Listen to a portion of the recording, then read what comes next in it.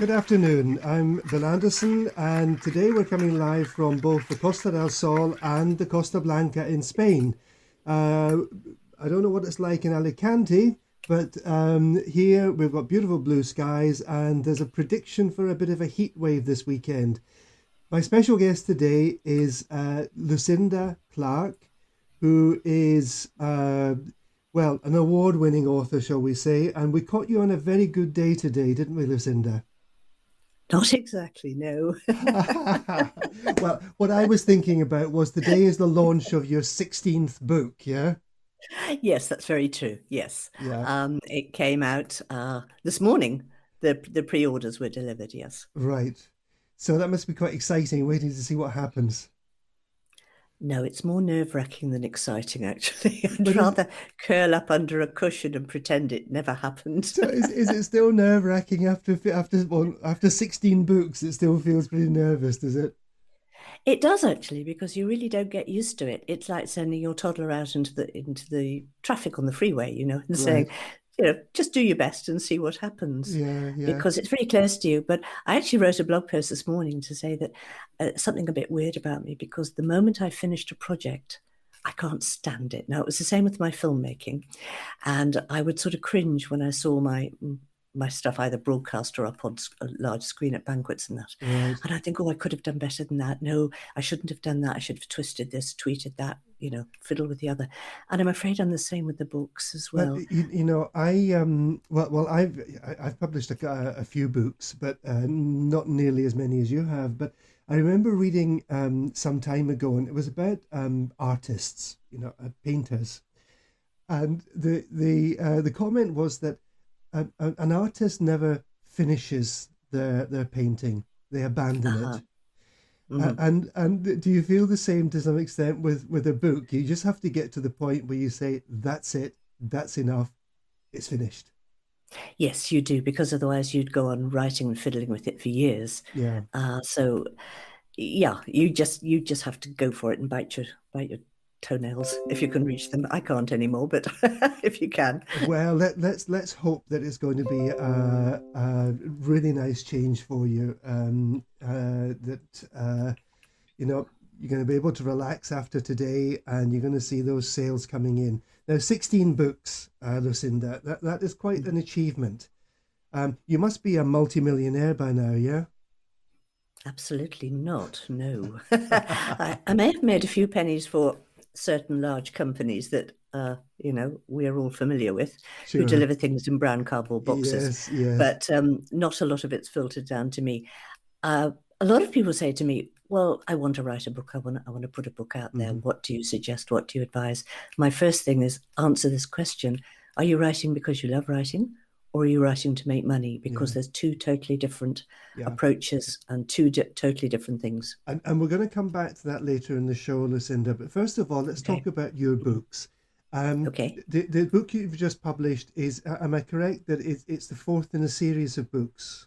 Yes, it is. So tell us a little bit about the your most recent publication and the group of books, that the series that it belongs to.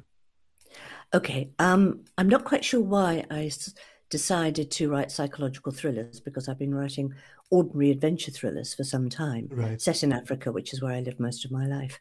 And I don't know, it's one of those things, that you see something on TV or you read something in the paper. And I thought, well, I'm very good actually at being really cruel to my heroines. They're nearer to victims than heroines. So I Right. just started as I had an idea, and I scribbled it. And then I scribbled another one and another one. I followed the family on through, Okay. because it's best read in the right order, but they are standalone.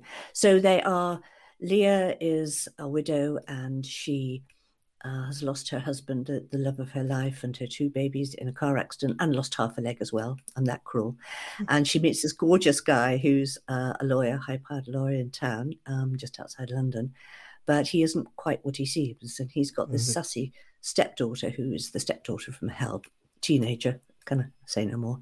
And I gave her a rather dodgy best friend. And so that was the first book, where she thought she was going mad because things were happening in the house. The next book is that she's moved and she's with her friend in Weston-super-Mare, and things go horribly pear-shaped there too. And the third book is she's moved to the south of France. She's had it with Britain. Okay. You know, she's moved. She's living outside Nice with her husband's aunt. And things go even more pear-shaped. Well, you know, things just happen. You know, the brakes go on the car and the dog's found dead on the doorstep. You know, the usual sort of everyday the kind of stuff that happens to everyday folks. Yeah. Yeah. And then the fourth one is a few years further on, because a lot of readers, and I had a lot of emails about Belinda, the stepdaughter, saying that she's got guts, because people really seem to like sort of what you call kick-ass heroines these days, you know, that sort of leave men lying in the road in a pool of tears, clutching whatever is most important to them. And so I thought, well, let's build a book around her. So she writes a bestseller, and I had a bit of fun with that, because all us writers wish that they'd write a bestseller and throw in a Hollywood film at the same time. But the more I wrote about it, the more I realized how absolutely awful that would be. Can you imagine the screaming fans, the nosy reporters, the flashlights in your face, the movie moguls who are not taking any notice of Me Too whatsoever. And it all becomes a bit of a nightmare for Belinda as well. So, So that's in a nutshell. Was that a little bit of fantasy about what might happen with this book? I should be so lucky. I have a horrible feeling that I'm probably not as PC and woke enough to get anything onto the BBC these days, or anything. I'm not sure. And Hollywood, as they did with Belinda's book, they tore it apart, you know, completely, because I know that happens, because I've got friends in the industry. They just wreck it completely. So it's not your work anymore. You just walk away and bank the check. Yeah, well, I mean, I know that I've watched a number of movies based on a novel that I've read. And sometimes it's hard to know that you're actually following the same story from the novel to the movie, other than the names of the characters, and you think, no, that didn't happen, or no, he didn't look like that, or she didn't look like this. So yeah, they do turn things into just a marketable product, don't they? And it doesn't really matter. Yeah, it doesn't matter what they have to change to get there.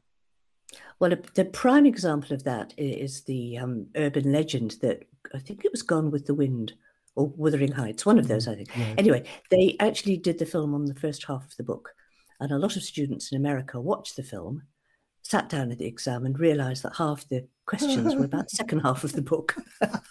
And the faintest idea what I hadn't read the book, yeah. Well, actually, the only film I remember watching, which I thought was very true to the book, was this. It was a beautiful little book called The Secret Life of Bees, and I think Susan Monk was the author, if my memory serves me correctly, and she was actually an advisor on the making of the film. And it's a beautiful, nostalgic little book, and they managed to capture it. But it's the only movie that I've watched where I thought, when I've read the book, of course, what I've thought, no, they've done it this time. They've really captured it this time. But usually, it's a bit of a hit or a miss, and I think some authors must be quite disappointed if they do get their books made into movies to watch what happens. I have the scene in The Ladies where Belinda bumps into the leading lady that's just been cast, and she said, "Oh my God, you're playing Leah." And she said, "Well, yes, I am." And, Belinda just burst out, "But you're not a bit like Leah. I mean, she's small and dumpy and wears pearls and flat heels. And this is a Valhalla that could flatten Putin in one shot." And then she happens to mention that Leah doesn't have, has only got 1.5 legs. And whereupon the leading lady goes ballistic. I love it. You must have had good fun writing this. It's sort of like writing a book within a book almost, isn't it? I have fun. I've just got a passion for it. I can't stop writing. That's the problem with me. I can't stop it. And whatever genre I try, even my Amy in Africa series, that woman has got no sense of humour whatsoever. Mind you, after what I put her through, I'm not surprised. But I can't keep humour out. Everything I ever wrote had a humorous side to it, because I've thought that was the best way to get my point across. If we were doing street theatre plays in townships, if we were doing even a video for the international climate change program, which we did, a couple of those, or, you know, if you can make people laugh, if you can take them into the story, if you can make characters that they can relate to, then hopefully you'd get your message across. And a lot of the educational stuff I did on radio in the SABC, which is a South African Broadcasting Corporation, I said, don't use my name, use an African name, because they don't want people preaching to them and telling them what to do. Right, yeah. So it was more important to get the message across than to have the accolades for having done the work. But I did bag the check. Of course, absolutely. Absolutely. And you're still living off it now, yeah? Well, we're living in it, put it that way. So what made you move to Spain, Lucinda? I mean, from our conversation previously, you spent over 40 years in Africa. What made you come to Spain, retire to Spain, presumably? Well,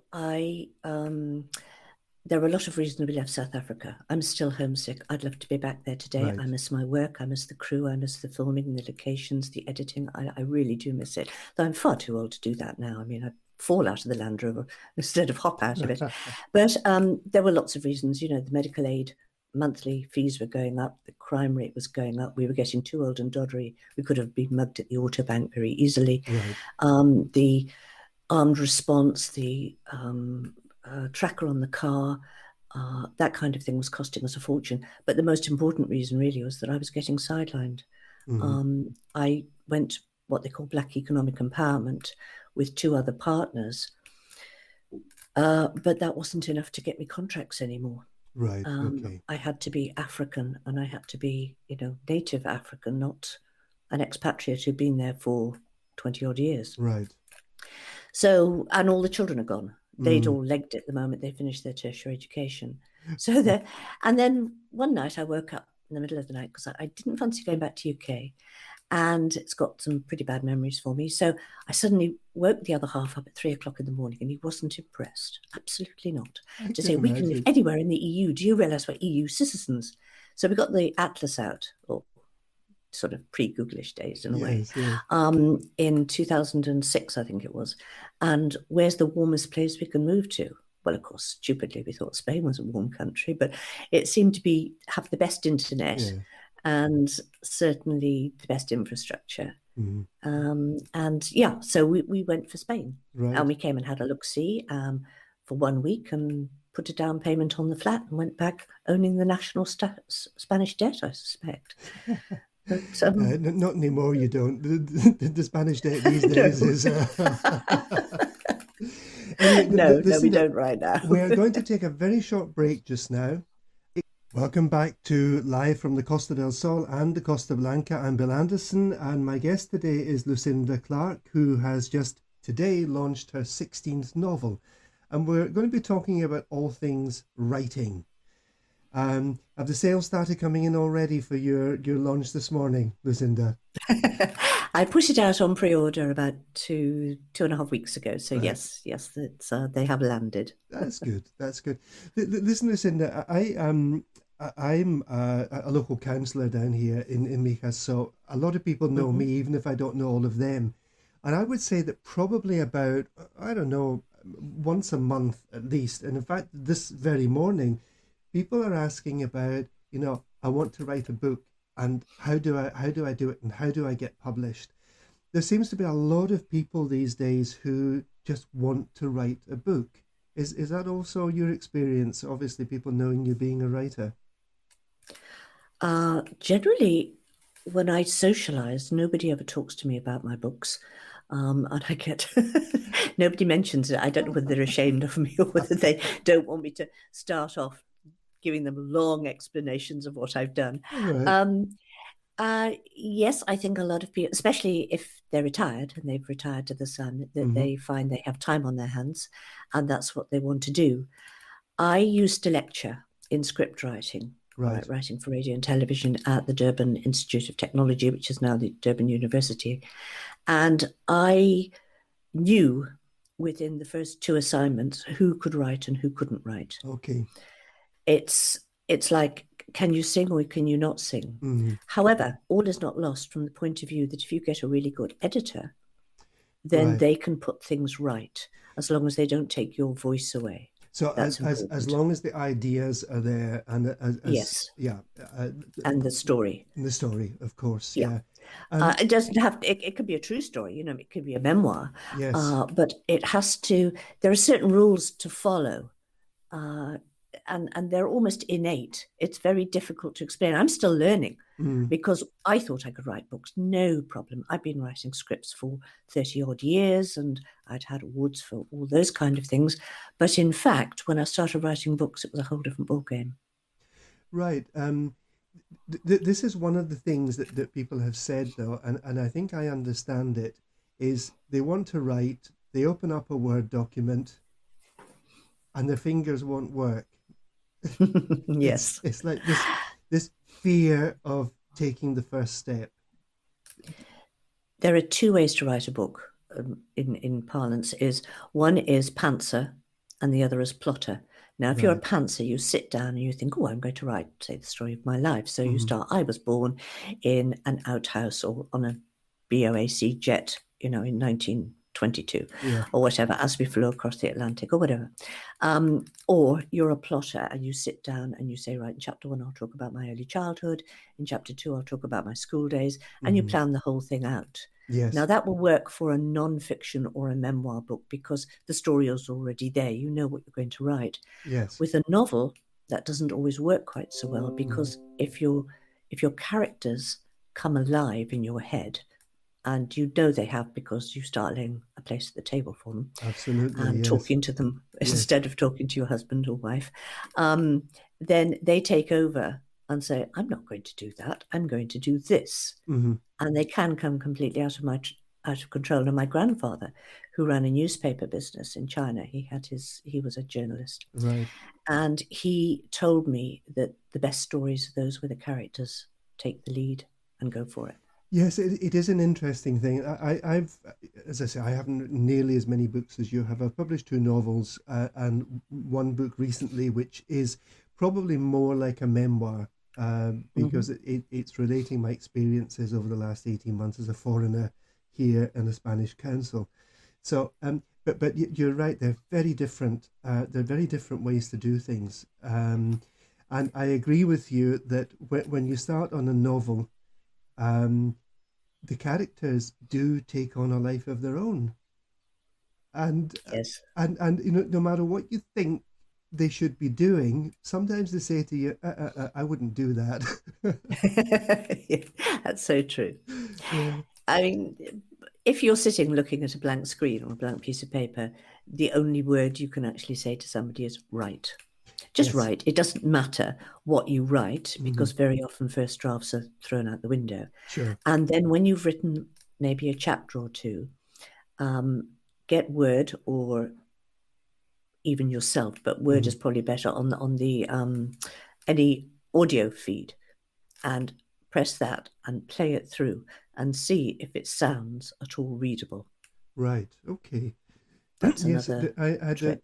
well, I was tagged into a post this morning from a lady who is a sort of holistic dog healer and trainer, and the question was about publishing. But I think what you've said is very important, that there has to be a starting point, and I think with something like that, which is almost like a I don't know, information book about looking after dogs and things, I guess the same thing still applies. You have to start somewhere, and you have to start, and then sort of gradually plan how you're going to organize things. And I would think for that kind of book, there would need to be good Yes. organization. Yes, I mean, I wrote a personal memoir, which I just sort of went for it because I knew what had happened. But for my memoir about how I fell into the writing business full time, Right. I actually then did do quite a bit of plotting because I put all the school visits in one place, all the health centres in another, all the Right. road and housing in one chapter.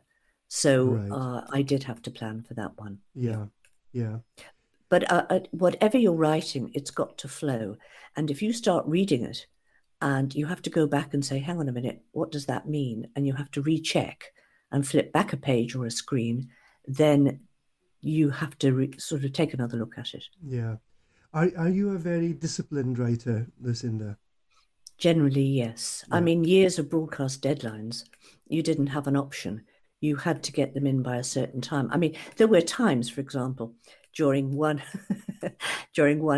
banquet ceremony, right, where we had 5-minute inserts on each of the finalists, which was shown to the audience during dinner or before, And the lady came up to me and said, "You've got to take XYZ out." I said, "But how do I do that?" "Well, we've just discovered he's been embezzling the funds, so we can't have him as a winner." Oh, I'm no. thinking, how do I write around this, for goodness sake, from the one before to the next one, and just remove him?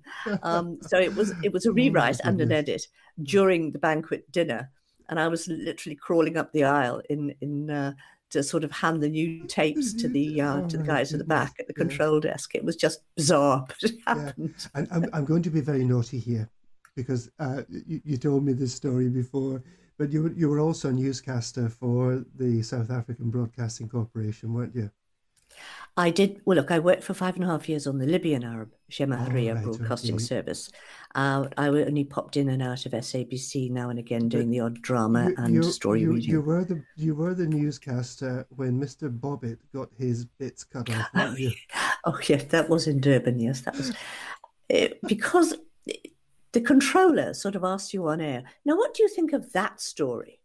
You think, if I didn't make a noise, I would flatten you right now, because it was very hard to keep a straight face. It really was. So this poor man's groveling around in the garden looking for his bits, and you're laughing at him. We shouldn't really, but it was, yeah, and it came up every time. Oh, yes. In theory, I was supposed to be writing the news, Right. blurb, and then going in and recording it on air. And I was doing all the interviews as well. But then I'd leave it out, but then they'd go and put it back in again on the screen. And it's one of these kind of situations that once it's appealed to your sense of humor, it's very difficult just to let it go, isn't it? It is very difficult, yes. The other horrific experience I had, I don't know if I told you this before, but when I was broadcasting in Libya, in Benghazi, and somebody had taken a pot shot at Gaddafi in the harbour. Right. Now, he did his coup by taking over the radio stations and imposing a curfew. So when I arrived at the radio station for my stint that night, I was accompanied by 6 guys with drawn bayonets on very large guns who followed me into the studio and hovered over me for 3 hours, live broadcast with a bayonet on my neck. Oh, my They goodness. even went to the ladies with me, because you sort of, you nature calls when you're in one hell of a state. I mean, the sweat was dripping off my head onto the script. So, I mean, that's all blurred. Yes. And that was 4 hours of sheer utter hell. I was terrified because they didn't speak English. So if I'd said, down with Gaddafi or something similar like that on air, they wouldn't have known any difference. I mean, they might have, if I'd said, "Long live Gaddafi, I think he's wonderful," they might just as well have bayoneted me. I was terrified. Oh, my goodness. So it has its ups and downs, broadcasting, but I love radio. I always have. Yeah. Listen, we're going to be talking shortly about the whole field of publishing, but I want to go back to something you said earlier, which was about, if people want to write, they need to decide why they want to write. Is it because they want to put something into a book, or is it because they want to make money? Can you talk a little bit more about that? Well, as I say, there are two definitely different approaches on this. If you want to make money, then you need to look for the market that's selling. At the moment, it's psychological thrillers and cozy mysteries, and to some extent memoirs, if they're fairly exciting. Right. So you'd look for a genre that's selling well, the top sellers in Amazon, Mm-hmm. and you'd say, right, I'm going to write a book on that theme. Mm. Right. If you just want to write because you love and you've got a story to tell, it might be about zombies or something like that, then that's what you choose to do because it comes across that you're enjoying what you're writing. Right. So we're really talking about commercial writing or just writing for the sake of writing, aren't we?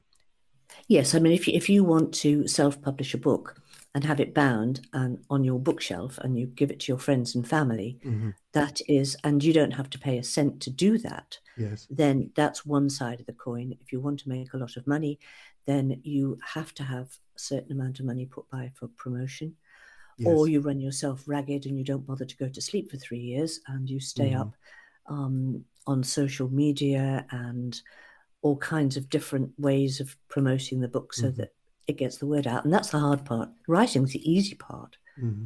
Getting the word out is a nightmare. Sure. Um, how long? This is maybe like a how long is a piece of string, but Mhm. how long would it in general take you to write a novel? Okay, if I'm disciplined and life doesn't get in the way, I try to write 2,000 words a day. So Okay. your average novel is about 80,000 words, so that's 40 days. Call it 2 months if you want to clean your house and do the washing and buy Right. food and that kind of thing. So 2 months. Then that's for the first draft. Then you probably spend another fortnight going over it, tweaking it, fiddling with it. And then you would send it off to the editor, who may take 2-3 weeks, Right. depending. And you'd send it to what we call beta readers, your friends who like your work, Sure. but are fair enough to be critical and say, Mm-hmm. no, this doesn't work. Yes. And then you get it all back from them. And then you put it all together. And then you get a cover designer. And then you have to format the thing. It generally, you can reckon on, and it's not free. I mean, when I say it's free, it's totally free to publish, right? Yes. But if you're going to do it as best you can, your Mm. editor can cost you anything from 200 to £3,000, Right. depending. Yes. Your cover could cost you anything from, say, 80, 90 euros through to, well, the sky's the limit. And the formatting will cost you another 50, 60, 100 Yeah. bucks, Sure. depending. Yeah.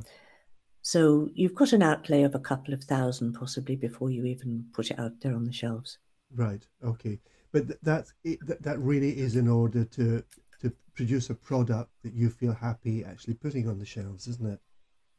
Yes, it does. And one of the things I found very hard about launching a book like today is that for nearly 40 years, I didn't put a word on paper unless somebody had actually waggled a contract in front of me and said, we will Right. pay you this the moment you give it. Now Sure. I'm not. I'm writing on spec, which is basically something I'd never done. Mm-hmm. Mm-hmm. And that is a psychological barrier to get over. Yes. Yeah. But you do it because you clearly love doing it. When you probably had this as well, Bill, when you're sort of in the lower sixth or whatever, and they say to you, what would you like to do when you leave school? The family always asks that. And I said, well, I want to be a writer. And they looked at me. Now, if I'd said I want to buy a box of red light bulbs and go to Yes. Amsterdam and hire a little booth with a window, they would have been less shocked. And they said, no, don't be stupid. You've got to get a proper job. No pension. There's no money in writing. And if you want to be a journalist, then you're just muckraking in other people's misery. And my grandfather, especially, who'd run the newspaper in China, was very much against it. So I was a Right. good girl, and I went and I became a teacher. And it was only in my 30s that, quite by chance, I fell into writing full time. Mm-hmm. Well, you said I spent a lot of years working in the UK. I was on a number of advisory committees for national government. So I did a lot of writing, but it was all this horrible, turgid stuff in terms of reports and whatever. And it was a few years back here that my wife Vicky said to me, you should take up writing, you should take up writing. And I said, look, I don't know what I'm going to write. And then I got up one morning and I said to her, I've got my story. Yes. I've got my Yeah. story. And it's what you say. I didn't really know exactly where it was going, but I had my story. And now was the time to write because I knew roughly where I was going to start and where it was going to go before Yeah. the before all of the characters took a life of their own, as you said. Deserted you. But yeah, So it's to answer your interesting. question in full, if I get 2 books out a year, I think I'm doing reasonably well, I, because I I've think you're noticed doing. that even some of the what on earth is that? Even some of the very prolific, well-known household names are now churning them out with co-writers, Right. and it's not the same standard. A lot of people have said this now, that their books are not as good. They're coming out every 2-3 months, and they're lacking what they had in the early days. But you know, I see maybe a parallel here with what's happened with music over the last I don't know 20 years. You know, we're still playing stuff from the 50s, the 60s, the 70s, Mm. and there was all this stuff from, you know, invented bands that were not really musicians, creating songs that were really just to sell. And I wonder if writing has gone down this route as well a little bit. That, you know, there are the people who write for the passion of writing, and the people who string stories together just because they think it's going to sell. Well, they're saying now that if you've got a brilliant story, right, and you Mm, manage to get an agent, and your agent says to you, takes your manuscript to a publisher, the first thing they said was, how big is the social media? right, How big a following have they got? How right, hard are they prepared to market? right. Is it in genre? Is it Mm, different enough to what, or probably is it similar enough? Because let's face it, I mean, if they make something like Men in Black Part 522, they're doing that because they know that the first one's actually sold. sure. So you've got to actually have a following before you even start. Indeed, I'm sorry. My producer is sending me little messages here, which I'll talk to you about later, Lucinda. Mm. Okay, publishing. This is the bit that I think people have most concerns about. You know, Mhm. and the question is usually, how do I get a publisher? Well, you know, I have ideas on this because I've been through this process. But I want to ask you the question. You know, I want to publish a book. How do I get a publisher? The first thing to think about is your age. That's the first thing I thought about, because I was traditionally published back in 1990 by Heinemann and Macmillan. And when I finished my first book, I thought, oh, shall I try and call up some old contacts or contacts of contacts? Mhm. And then I thought, no, because by the time you actually get a manuscript onto a publisher's desk, it's going to take another 18 months before it Right. actually appears on the bookshelves. And that's a long time. And, I might not last that long. Roadrunners are all over the place. So I decided to self-publish. To Mhm. get a publisher, a lot of them will only work through an agent. But the Right. first thing to do is to go online and buy a book called the Writers and Artists Yearbook. Right. Okay, and that lists all the publishers in the United Kingdom and quite a lot of them in the States. And I would imagine there's an American version as well. Okay, Sure. so go through them, find out which ones will take manuscripts and which won't, Right. and without an agent. And there are lots of very helpful blogs out there. If you can go on to Facebook, because I'm a great believer in Facebook because it's my sort of genre. I mean, my age group. Right. Um, I'm not on Snapchat and TikTok and all those. So, and ask for help. There are lots of writers groups on there, and say, hey, how do I start? And you will get a plethora of replies, Yes. which will put you on the right path. There's not one size fits all. Sure. So if you can get an agent, and an agent will take your book to the publisher, that is a dream for many. Mhm. But there are a lot of people that are vanity publishers. You pay them to publish your book. I would Sure. seriously say don't do that, It sounds because expensive. they don't market for you. I mean, I would try and get traditionally published now, but they don't do any marketing for you. And Right. that's the big bugbear. Hmm. That's what you need the help with, not necessarily the writing and getting it out there. I mean, there are aggregate companies that will put your book into libraries. They'll have a catalogue. So libraries, Walmart, Tesco's, Hmm. all kinds of people can actually buy the books if they like the look of it. Yes. And I've even seen some of mine on eBay for sale Really? in little bookshops in Oxford and places like that. Okay. Yes. Okay.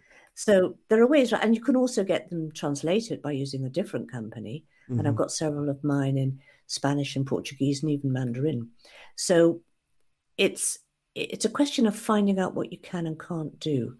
Also, publishers. Now, when you, as I said to you, call it 2,000, maybe 1,500 to get your book out there if you go the heavy editing route in that. Right. But if you can upload to the big Barnes and Noble and all those virtually for free. Okay, and Amazon, obviously, which is the biggest marketplace. But if you get 70% back if your book is over $2.99, and you get 30% back if your book is below $2.99, and all that money comes to you. If you publish through a publisher, then the agent takes 15%. Right. The publisher takes possibly 25%. Right. And then on top of that, who else takes a percentage? Yes, the seller. Somewhere like WH Smith will take 45, up to 45%. Right. So that doesn't leave a lot left over, does it? Not very much at all. Just about enough to buy another ink cartridge. I mean, I know when I was looking into this, I didn't see writing as being a change of career in order to make a living. And to be honest, when I started looking into the whole publisher thing, I just lost the will to live. The stuff that I read about it, and I thought, maybe if I was 25 and this is what I wanted to really push forward as a career. But, writing for the first book in my 50s and still having a job, and it just put me off, to be honest, which is why I took the very simple route of going through Amazon. Because as you say, in theory, it doesn't cost you anything. You may need some friends to do some editing for you, but I have to say, even with 3 or 4 people going through it, there were still typos at the end. it's very difficult. They're almost impossible to catch every single one of them. That's very true. But it's a couple of things people don't know about bookshops, for example. If you don't sell very soon, or if, just say, for example, your publisher has ordered a print run of 5,000 copies, pop them into all the big important bookshops. If they don't sell, then they're actually sent back and pulped. Oh, right. Okay. Or they go on the front desk with, buy 5 other books and the lot will cost you £1. Yeah. So that's pretty demoralizing too, because you get virtually nothing back. But it is regardless of whether we are great Amazon fans or not, certainly from the book publishing perspective, it is very good that people can upload their book. There's even cover designers, and you've got a bit of creative imagination. You can put your own covers together, and you order your proof copy, which is very cheap, even for a biggish novel, and then it's print on demand. And I think maybe for, I'm not talking about people who want to make a living out of this, but for people who just want to get their book in print, it's actually, it's a very good way to do it, isn't it? It is. I mean, it was Jeff Bezos's baby. When he first started, he started with books. Right. And they say that Amazon actually makes a loss on the books. However, because it's dear to his heart, he would keep it going and make his other lines more lucrative. Right. And yes, it has given us the option. I mean, the very thing you said there. I told you I was with Heinemann and Macmillan, and they asked me to sign a contract to write a whole lot more books. Right. But I looked at it, realized it was royalties twice a year. And I had to go back to writing scripts. I had to put food on the table. I had to feed the St. Bernard. I couldn't just, let it starve. And I just said thanks, but no thanks, because they paid in 30 days. Right. Yeah. Yeah. Well, Lucinda, we are rapidly getting towards the end. I'm going to give out in a moment some ways that people can contact you and find your books. But is there any kind of final pieces of advice that you would like to give people who want to write and want to publish? if it's something you want to do, then do it, because there's nothing worse than sitting in the old age home and saying, Right. if only I had. And I Mhm. think that's one of the biggest regrets that you have at the end of the day. If it's a mountain you want to climb, then go and climb it. Yeah. And it's fairly easy to find out if people. I'm not pushing Amazon here, only pushing it in the sense that if people just want to get their books out there, Mm. it's really not difficult to find out how to do it, is it? No, Google it they have and step-by-step guides. And yeah, again, as I say, I really swear by some of the writing groups. And they will tell you to go to or follow somebody's blog, and they will yes, have step-by-step guides. You ask, and I found that the indie community or independent community independent is community, yeah, absolutely amazing. And the sure. only downside to the whole thing is that you get a lot of people saying, "Oh, well, you're not a proper writer. You're not a proper author." So that is the psychology of it that is the downside, but everything else is plus. Yeah, I think that's very good advice. That on social media alone, that there are a lot of groups out there for writers or people who want to Mhm. learn about writing. And as you say, I found people very generous with their advice and good advice in terms of how to do things and giving people links and giving them YouTube videos and whatever so as they can sit Yeah. down and find out how this is done. Lucinda, if people want to buy your books, Amazon is probably the easiest route for them, isn't it? It probably is, Yeah. yes. I mean, they are available in other places, but Amazon for certainly for the ebooks, and they're all down at 99 cents at the moment. So really, you ought to buy all of them. It's not Indeed. going to cost you a fiver. Absolutely. Well, look, you can go to your Amazon author page, which is the author.to/Lucinda. But I'm sure if they just type in Lucinda E Clarke, and that's Clark with an E, they're going to get some good results on Amazon for that, aren't they? Yes, in fact, if you put that in the URL, you'll find a couple of pages with my name on it and various things from my Yeah. blog to my website to my Amazon page and so on. Yes. And you also have your own web page, which is Lucinda E Clarke, and say Clark with an E at the end, author.com. Lucinda E Clarke, author.com, and they'll get straight into your web page there as well. It should do. And I really do my best. And I usually manage to reply to any emails that come to me. And, anybody who contacts me or sends me a private message on Facebook, because I've got lots of Facebook pages Yes. as well. I'm happy to help. In fact, I do a lot of beta reading and I do quite a bit of mentoring because I was a teacher for a while and I can't help myself. Lucinda, it has been an absolute pleasure speaking to you today. Thank you so much for coming on, and we wish you great success with your 16th book. I don't think I'm going to live long enough to get to number 16, but I tell you what, I am so impressed. And we wish you every success, and no doubt you're going to be starting on your next one very soon. I'm about a third way through, Oh my goodness. but I really appreciate you having me on the show, and thank you very much indeed, Bill. And I will look up your books, I promise. Thank you very much, Lucinda.